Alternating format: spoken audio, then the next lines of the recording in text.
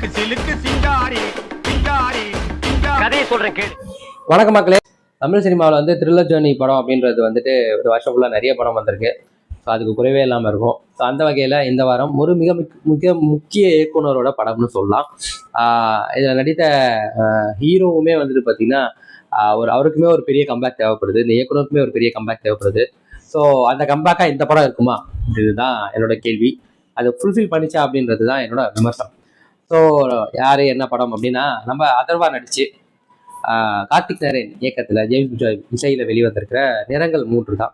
இந்த படம் எந்த அளவுக்கு இன்ட்ரெஸ்டிங்காக இருந்தது, இது எந்த அளவுக்கு கார்த்திக் நரேனோட பேட்டர்னாக இருந்தது, இல்லை இதுவுமே நார்மலாக ஒரு த்ரில்லர் படமா அப்படின்னு எல்லாத்தையும் தான் இந்த ஷோவில் பார்க்க போகிறோம். ஸோ வாங்க ஷோக்குள்ள போகலாம். இது நம்ம ஷோ ரீல் வந்து போச்சு. ஸோ நிறங்கள் 3 இந்த படத்தோட கான்செப்ட் ஆர் ஒன்லைன் என்னன்னு பார்த்தீங்கன்னா, அவங்களே சொல்லியிருக்கிறது, எத்தனையோ நிறங்கள் இருந்தாலும் மனிதர்கள்ல 3 நிறம் தான். ஒன்று வந்து நல்லவங்க, ஒன்று கெட்டவன், இன்னொன்று நல்லதும் கெட்டதும் செய்கிற மாதிரி நடிக்கிறவன். ஸோ இந்த 3 வகையான நிறம் கொண்ட மனிதர்கள் ஒரே நல்ல ஒருத்தரோட லைஃப்ல கிராஸ் ஆகுறாங்க. ஸோ அதோட இம்பாக்ட் என்ன ஆகுறது, ஒருத்தரோட வாழ்க்கையும் அதனால எப்படி மாறுதுன்றது தான். ஸோ டிஸ்க்ளைமர் ஃபர்ஸ்ட் சொல்லிடுறேன், இந்த படம் வந்து எல்லாருக்குமான படமா இருக்காது, எல்லாருக்குமே இது ஒர்க் ஆகுமானும் தெரியாது. ஏன்னா இது வந்து ஒரு ஸ்லோ பேர்ன் த்ரில்லர் மாதிரி தான் போகும். ஸோ பேஷன்ஸோட பார்த்தா தான் இந்த படம் உங்களுக்கு வந்து பிடிக்கலையான்ற ஒரு டவுட்ஃபுல்லாக தான் இருக்கும். அது எவ்வளோ தூரத்துக்கு பிடிச்சிருக்குன்றது போக போக அந்த படம் பார்த்து வெளியில் வந்ததுக்கப்புறம் உங்களுக்கு தோணலாம். ஸோ இந்த மாதிரி ஒரு ஃபீல் தான். ஸோ இது வந்து எல்லாருக்குமான படமாக கிடையாது. ஸோ நான் அதையும் சொல்லிடுறேன் முன்னாடி.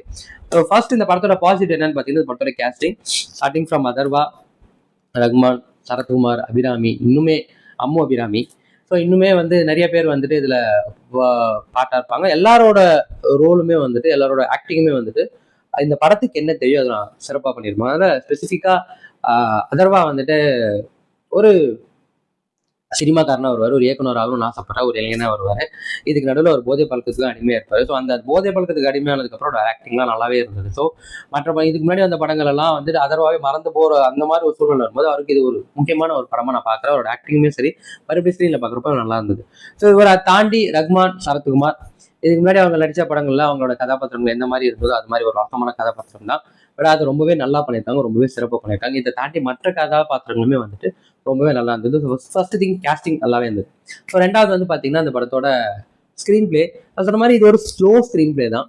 உண்மையிலேயே வந்து அதை பார்க்குறப்போ ஆக்சுவலாக ஃபாரின் இன்ட்ரோல் வந்துட்டு வந்து பார்த்தீங்கன்னா ஒரு சூப்பராக இருந்தது.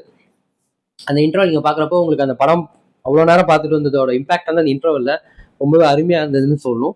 நல்லா இருந்துச்சு, ஒரு டிஃப்ரெண்ட்டான ஒரு ஃபீல் கொடுத்துச்சு. ஸோ அது மாதிரி ஸ்க்ரீன் பிளே வந்துட்டு ரொம்ப ஸ்லோ அண்ட் ஸ்டெடியாக இருந்தது. நம்மளுக்கு வந்துட்டு ஒவ்வொரு விஷயமா அந்த நாட்டை அவுக்குற மாதிரி ஒவ்வொரு விஷயமா உங்களுக்கு ஒரு புரிதல் வரும். அது கிட்டத்தட்ட படம் முடிகிறப்போ உங்களால் அதை ஒவ்வொரு நாட்டை அவுக்க முடியும். அது ஓகே ஃபைன், இது இப்படி இப்படின்னு. அது இல்லாமல் நம்மளுக்கு கிளைமேக்ஸில் ஒரு சர்ப்ரைசிங்கான ஒரு ட்விஸ்டோட டப்புன்னு என்னடா இப்படி பண்ணிட்டீங்கன்ற மாதிரி ஒரு ஃபீலோட தான் படம் முடியும். அதுவுமே ஒரு பெரிய ட்விஸ்ட் தான், பெரிய நாட்டை தான். அது நம்ம எதிர்பார்த்தா நம்ம அது அந்த நாட் இருக்குன்னே நம்மளுக்கு தெரியாது. அந்த மாதிரி ஒரு இடத்துல ஒரு இம்பாக்ட் கொடுக்கும். ஸோ ஸ்க்ரீன் பிளேயுமே வந்துட்டு ரொம்ப ஸ்ட்ராங்காக, ஸ்லோவாக இருந்தாலும் ரொம்ப ஸ்ட்ராங்காக இருந்தது. ஸோ மூணாவது பாசிட்டிவ் இந்த படத்தோட மியூசிக். ஆக்சுவலி பாடல்கள் வரும்போது அங்கே ஒன்று இங்கே ஒன்று இருந்தது, நல்லா இருந்தது, கேட்கவே நல்லா இருந்தது. பேக்ரவுண்ட் ஸ்கோர் சூப்பராக இருந்தது.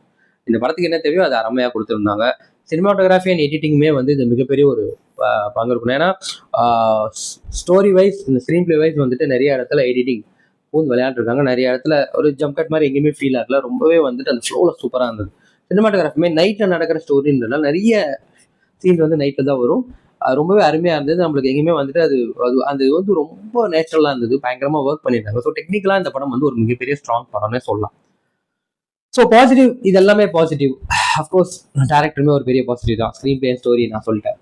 ஸோ நெகட்டிவ்னு வரும்போது எனக்கு இந்த படத்தில் தோணுது, நான் சொன்ன மாதிரி முன்னாடி ஸ்லோவாக நம்மளுக்கு ஒரு விஷயத்துக்குள்ளே கொண்டு போகிறதுக்கு எடுத்துக்கிட்ட அந்த டைம். முதல் சீன்லேருந்து ஒரு சீனோட கண்டினியூட்டி, அந்த சீனோட டச்சில் ஒரு சீன் இருக்கும்.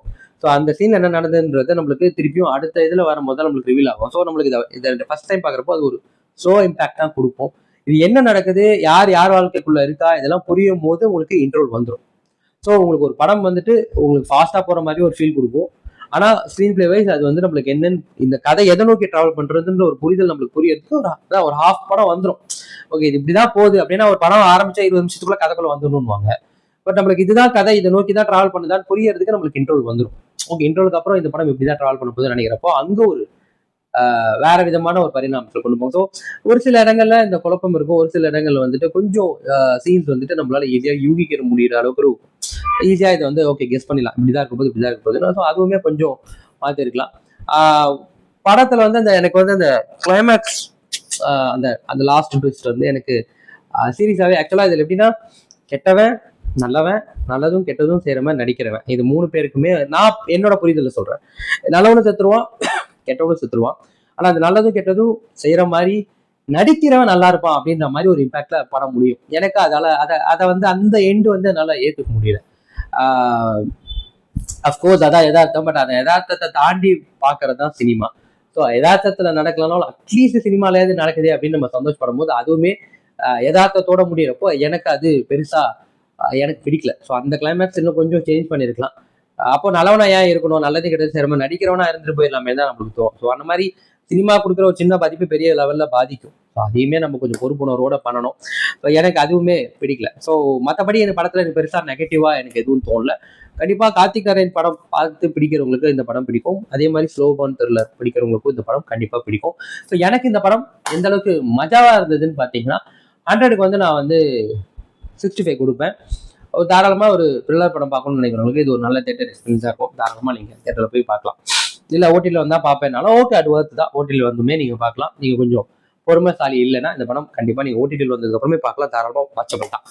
அவ்வளவுதான் மக்களை மீண்டும் அடுத்த வேற நல்ல திரைப்படம் வேற விமர்சனம் வேற ஒரு முன்னோட்டத்தோட வந்து சந்திக்கிறேன். உங்க விஜய் காதகன். வரட்டா மாமே.